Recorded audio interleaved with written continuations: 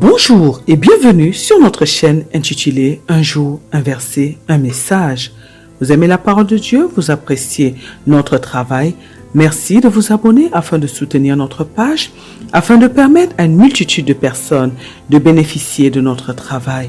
Que Dieu vous bénisse. Notre passage de ce jour est tiré du livre de Psaume 119, le verset 45. La Bible nous dit « Je marcherai en toute liberté car je recherche tes décrets ». Dans le passage aujourd'hui, donc c'est le roi David qui s'exprime. Il nous dit que lorsque nous marchons dans la parole de Dieu, nous sommes libres. Le Seigneur, à travers le roi David, nous dit que si nous cherchons ses recommandations, ses lois, et donc sa parole, et bien entendu, si nous la mettons en pratique, si nous la gravons en nous, nous serons véritablement libres. Nous verrons donc à partir de ce passage en quoi est-ce que la parole de Dieu nous rend libres, en quoi est-ce que le fait de la mettre en pratique nous rend libres. Nous sommes aujourd'hui dans le livre des psaumes. Au moins 73% des psaumes sont attribués au roi David. D'autres psaumes sont attribués à d'autres auteurs, notamment Asaph et Éman. Cependant, ces attributions figurent dans des titres qui sont ajoutés à certains des psaumes. Les divers auteurs qui ont écrit les psaumes vivaient à différentes époques. La plupart vivaient entre 1000 et 500 avant Jésus-Christ environ. Nous ne sommes pas certains de la date à laquelle le livre des psaumes a été compilé dans sa forme actuelle, mais les événements mentionnés dans le psaume 137 nous indiquent que le processus ne s'est terminé qu'après l'exil des Juifs à Babylone. La Bible nous dit ceci, donc en parlant de ce que le psaume 137, le verset 1 nous dit. La Bible nous dit « Sur les bords des fleuves de Babylone, nous étions assis et nous pleurions en nous souvenant de Sion ». Le livre des psaumes, nous le savons, est un livre de l'Ancien Testament. Il est le plus souvent cité dans le Nouveau Testament, car aucun livre de l'Ancien Testament n'est plus intrinsèquement chrétien ou plus complètement prouvé en tant que tel par l'usage qu'on en fait que les psaumes. Et de nombreux psaumes contiennent des allusions prophétiques à notre Sauveur et à des événements qui allaient se produire du vivant de notre Seigneur Jésus-Christ. Le livre des psaumes est divisé en 5 parties principales, chacune se terminant par une expression de louange telle que « Béni soit l'Éternel, le Dieu d'Israël, d'éternité en éternité. Amen, Amen ». Ce passage qui est tiré du psaume 41, verset 14. Et de nombreux psaumes ont été écrits à l'origine pour être chantés lors des services religieux. Et ces cantiques servaient à la prière, aux louanges, à la méditation, à la méditation. Et certains textes montrent des similitudes entre les psaumes et la poésie hébraïque. Et lorsque nous étudions donc les psaumes et que nous les méditons, il nous permet de nous rapprocher de Dieu et il nous aide à ressentir l'amour de notre Dieu. Et les psaumes sont une source d'inspiration pour le culte depuis les temps anciens et ils continuent d'être appréciés pour la prière et l'étude par les Juifs et par les chrétiens que nous sommes. Le livre de Psaumes, qui est un recueil de cantiques, de supplications et de louanges prophétiques de l'Israël antique, nous aide à évaluer la façon dont nous adorons notre Dieu, la façon dont nous implorons notre Dieu de nous délivrer et la manière dont nous le remercions pour l'aide qu'il nous apporte au quotidien. Et lorsque nous étudions donc les psaumes, les vérités qui sont contenues dans les psaumes nous procurent la paix et nous inspirent de louer Dieu et de lui faire entièrement confiance. Aujourd'hui, nous verrons donc à travers notre passage qui est tiré du psaume 119, le verset 45, ce que le psalmiste nous dit réellement concernant l'application des décrets de Dieu et nous verrons de quelle manière l'application des décrets, l'application de la parole nous permet de vivre libre. Notre passage précédent était tiré du livre de 1 Corinthiens, chapitre 6, le verset 12. Nous avons vu ce que notre Dieu voulait dire lorsqu'il nous a dit que tout est permis, puis nous avons vu pourquoi nous ne devons pas nous laisser dominer par quoi que ce soit. Nous avons dit dans ce passage, tiré du livre de 1 Corinthiens, chapitre 6, verset 12, Que notre Dieu, à travers l'apôtre Paul, nous dit donc que tout est permis. Et lorsqu'on parle de tout, on parle de toutes choses. Nous avons dit que nous sommes aujourd'hui des enfants de Dieu, des citoyens du royaume de Dieu, que nous ne sommes plus des esclaves, mais des hommes et des femmes libres du péché. Et que Dieu veut que nous puissions vivre pour faire sa volonté, que nous soyons libres, en fait, heureux et épanouis. Et en étant libres, nous pouvons donc vivre heureux et profiter de la vie. Et rien ne nous empêche de vivre comme nous le voulons. Nous pouvons acquérir des richesses, nous pouvons accomplir tout ce que nous voulons sur la terre. Lorsque notre Dieu nous dit que tout est permis, il nous parle de nos rêves. Il nous dit qu'il nous est permis aujourd'hui de rêver de ce que nous voulons, d'imaginer tout ce que nous voulons, et qu'avec notre foi, nous pouvons appeler ces choses dont nous rêvons, ces choses que nous imaginons à manifestation dans nos vies sur la terre. Et nous avons dit que notre foi en Jésus-Christ nous donne accès à tout ce que nous voulons sur la terre. Nous ne sommes plus limités en fait, sauf si nous-mêmes nous décidons de nous mettre des limites à cause de notre manque de foi. Et nous avons donc dit qu'avec la nature de Dieu qui est la nôtre, nous pouvons tout faire, nous pouvons tout créer comme notre Père l'a fait. Et comme il continue de le faire. Et notre Seigneur Jésus-Christ nous a dit que nous ferons des choses plus grandes que celles qu'il a accomplies. Avec notre foi, nous n'avons donc plus de limites. Tout nous est effectivement permis. Nous avons dit que notre Dieu veut que nous puissions, avec notre foi, montrer que nous sommes ses enfants en manifestant le surnaturel sur la terre. Nous avons dit que nous sommes des personnes qui devons apporter des solutions sur la terre. Nous sommes chacun des enfants de Dieu, une solution pour un problème qui existe sur la terre et qu'avec notre foi, nous pouvons donc tout accomplir. Nous avons dit que nous ne devons plus vivre comme des hommes et des femmes ordinaires parce que nous sommes des dieux sur la terre et que tout nous est permis.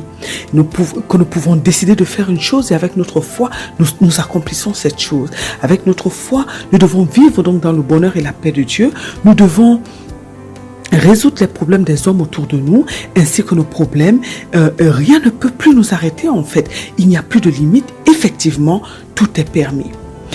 C'est-à-dire que lorsque nous sommes dans une situation de maladie, par exemple, la parole de Dieu nous dit que Christ nous a déjà donné la guérison par ses meurtrissures. Alors nous allons activer notre foi à partir de la parole que Dieu nous a donnée et nous allons demander que cette maladie parte. Et elle doit partir parce que rien ne peut résister à notre foi. Dieu lui-même est faible face à la puissance de la foi.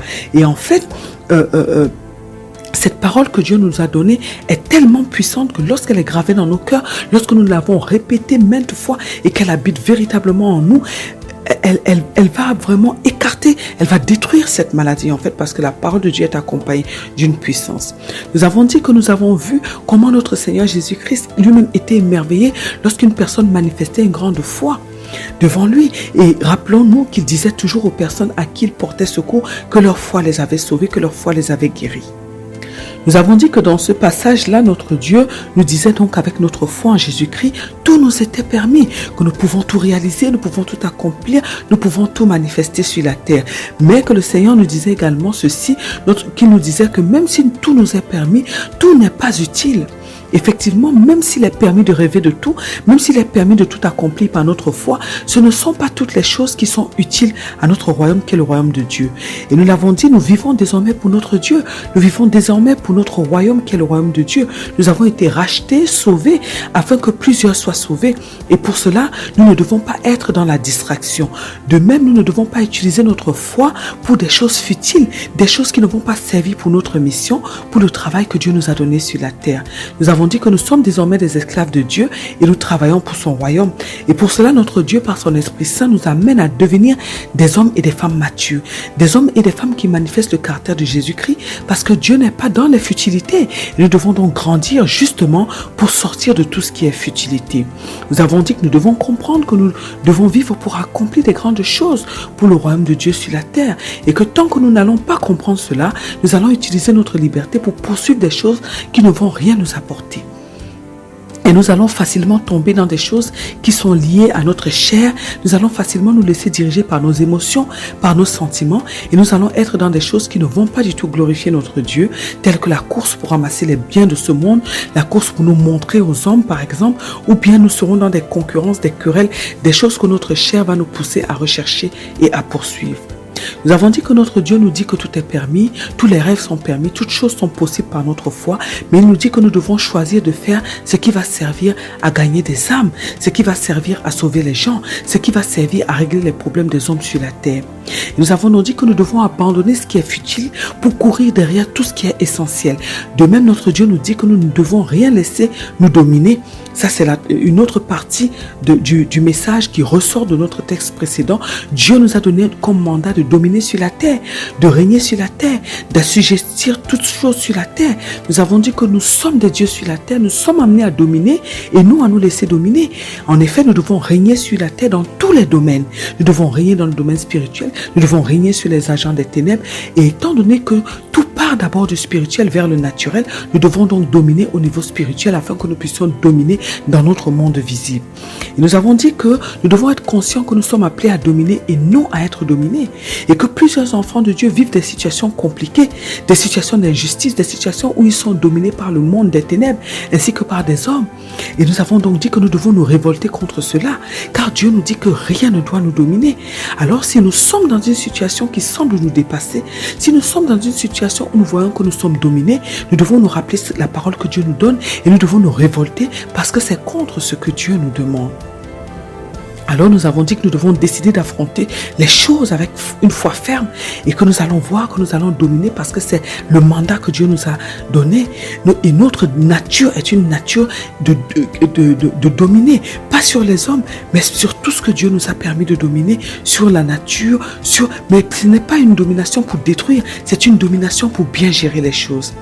Et nous avons dit que désormais nous laissons, nous ne devons plus laisser qui que ce soit nous dominer, mais nous devons nous lever comme des enfants de Dieu matures et conscients de notre identité. Et nous devons donc dominer sur tout ce qui veut nous dominer. Que ce soit au travail, que ce soit dans nos familles, partout, nous devons obéir à cette parole que Dieu nous donne. Et notre Dieu nous dit que certes que tout est permis, il nous dit que nous pouvons tout accomplir avec le rêve, l'imagination et notre foi, mais il nous rappelle aussi que nous devons sortir de ce qui est futile. Nous devons vivre pour accomplir notre mission, le travail qu'il nous a donné pour accomplir sa volonté, et nous allons voir que nous serons des personnes épanouies. Nous devons décider de faire la volonté de Dieu et nous serons des hommes et des femmes qui allons accomplir des grandes choses sur la terre. Nous devons décider de ne pas du tout nous laisser dominer par qui que ce soit ni par quoi que ce soit, parce que Dieu nous a donné le règne sur la terre. Nous devons donc régner comme les rois que nous sommes et nous devons donc en régnant, glorifier le nom de notre Dieu. Amen. Nous sommes donc aujourd'hui dans le psaume 119 et il s'agit donc du verset 45. Notre Dieu nous parle de la recherche de ses décrets et en tant que des enfants de Dieu, nous vivons désormais pour notre Père selon ce que nous apprend la parole de Dieu. Nous sommes sur la terre pour accomplir la volonté de Dieu. Pour connaître la volonté de Dieu, nous devons donc connaître la parole de Dieu car elle est le testament de Dieu et elle nous parle des plans de Dieu pour les hommes. Dieu veut que les hommes règnent sur la terre et qu'ils obéissent à ses recommandations afin qu'ils puissent vivre heureux et libres sur la terre. En effet, c'est Dieu qui nous a créés. Il sait mieux que nous ce qu'il nous faut pour que nous ayons une vie épanouie et afin que nous puissions faire sa volonté. Lorsque le psalmiste dit qu'il recherche les décrets de Dieu, il parle de la volonté de Dieu, il parle des lois de Dieu. Les décrets de Dieu sont les lois de Dieu. Le royaume de Dieu est régi par des lois que nous devons connaître et que nous devons appliquer. Parce que c'est lorsque nous activons ces lois que nous allons parvenir à obtenir certains résultats dans notre vie. Si Dieu nous dit que celui qui ne travaille pas ne mange pas, par exemple, nous devons obéir à la loi du travail parce que c'est notre travail que Dieu va bénir. Sans travailler, nous ne pouvons pas prospérer parce que qu'est-ce que Dieu va bénir? Dieu n'aura rien à bénir. Alors les lois de Dieu sont très importantes dans notre vie. Ces lois régissent notre vie parce que désormais nous sommes des citoyens du royaume de Dieu. Notre vie dépend du royaume de notre Père et les lois nous rendent donc libres parce qu'elles activent des mécanismes qui nous donnent accès aux choses que nous demandons à Dieu, aux choses dont nous avons besoin pour vivre heureux sur la terre. Et elle nous donne accès à ces choses qu'il nous faut même pour accomplir notre mission sur la terre. Et lorsque nous respectons donc les lois divines, les lois de Dieu, elle nous donne accès à tout ce dont nous avons besoin. Mais nous devons les connaître. La liberté donc est le fait de vivre en faisant la volonté de Dieu sur la terre. C'est le fait de vivre en étant en paix, en étant dans le bonheur. Pour vivre sur la terre, nous devons respecter les lois de Dieu. Nous devons les connaître, nous devons les mettre en pratique. Par exemple, nous devons payer notre loyer pour occuper notre logement. Nous devons également payer des impôts, etc. Ce sont des lois qui sont établies sur la terre. C'est la même chose dans le royaume de notre Père. Pour accéder à la richesse, par exemple, il y a des lois que Dieu a établies. Pour vivre dans la paix avec notre prochain, il y a des choses que nous devons respecter.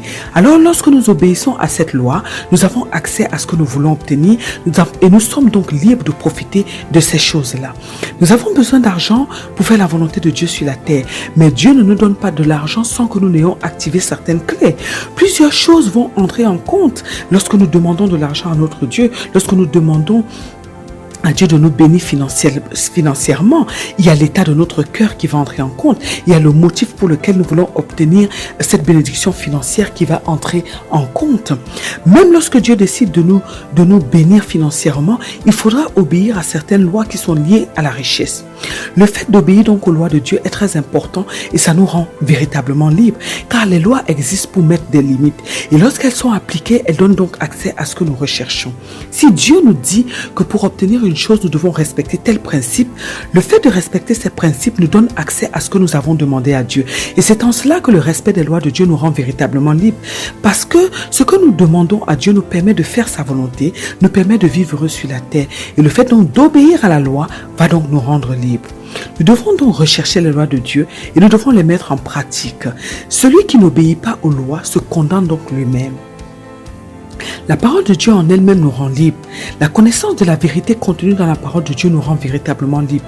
La Bible nous dit dans le livre de Jean, chapitre 8, verset 32, que nous allons connaître la vérité et la vérité va nous rendre libres. Dieu veut que nous soyons libres de toute maladie, de tout handicap, de tout blocage, de tout ce qui peut nous empêcher d'être épanouis sur la terre. Et la Bible nous dit que lorsque nous acceptons Jésus-Christ, qui est la parole faite chair, il nous donne le pouvoir de devenir des enfants de Dieu. Et en tant que des enfants de Dieu, nous sommes des personnes qui avons acquis la liberté parce que nous avons reçu un pouvoir qui nous rend libres. Derrière la parole de Dieu, il y a une puissance. Et la Bible nous dit que la parole de Dieu est vivante, elle est efficace, elle est plus tranchante qu'une épée à double sens. C'est une parole qui est efficace, qui est puissante. Elle contient la vie de Dieu. La parole a le pouvoir de nous rendre libres. Elle est remplie de la vie de Dieu et partout où il y a la vie, la mort disparaît. La mort, c'est la maladie, c'est les blocages, c'est tous ces handicaps que l'ennemi met dans notre vie. C'est toutes ces choses qui nous empêchent en fait de vivre le bonheur, de faire la volonté de Dieu sur la terre. La vie et tout ce qu'elle contient vient donc de Dieu. Et lorsque nous sommes remplis de la parole de Dieu, lorsque nous méditons la parole de Dieu et que nous la déclarons tout le temps, elle nous libère de tout ce qui nous limite et nous handicape. Elle nous libère, mais nous devons la répéter, nous devons la graver en nous de sorte qu'elle devienne ce que nous pensons, de sorte que la pensée de Dieu soit imprégnée en nous. Et c'est cette pensée de Dieu, c'est cette parole puissante qui vient de Dieu qui va nous libérer de nos jougs. Lorsque la parole fait partie de nous, lorsqu'elle est gravée dans nos cœurs, elle nous libère de tous nos jougs, de tous nos blocages. Le psalmiste nous dit que l'application des décrets de Dieu nous libère. Nous avons compris que la parole de Dieu est accompagnée de puissance et qu'elle a le pouvoir de nous libérer de tout ce qui nous rend captifs. Mais nous devons la répéter, nous devons la graver dans nos cœurs afin qu'elle nous libère de ce qui nous tient captifs. Aujourd'hui, le Seigneur, par son serviteur, le roi David, nous apprend que nous devons rechercher ces lois et les mettre en pratique afin que nous puissions être libres. Alors décidons aujourd'hui, mes bien-aimés, dans le Seigneur Jésus-Christ, de tout faire pour connaître les lois de Dieu. Décidons aujourd'hui de graver la parole de Dieu dans nos cœurs afin qu'elle nous libère de tout ce qui nous rend captifs, de sorte que nous puissions accomplir la volonté de Dieu sur la terre. Ainsi donc nous serons libres de tout ce qui nous bloque et nous serons heureux et épanouis sur la terre. Prions aujourd'hui, afin que Dieu nous aide à prendre conscience que sa parole est puissante et qu'elle peut nous libérer de tout ce qui nous rend captifs. Prions afin que Dieu nous donne la capacité de répéter sa parole de sorte qu'elle s'imprègne en nous et qu'elle nous libère de tous nos blocages. Prions afin que Dieu nous aide à aimer sa parole de tout notre cœur, à la méditer jour et nuit comme il nous le demande dans le livre de Josué, à faire de sa parole notre priorité afin que nous puissions être épanouis sur la terre et que nous puissions accomplir les desseins de Dieu sur la terre au nom de Jésus-Christ. Amen. Que Dieu vous bénisse.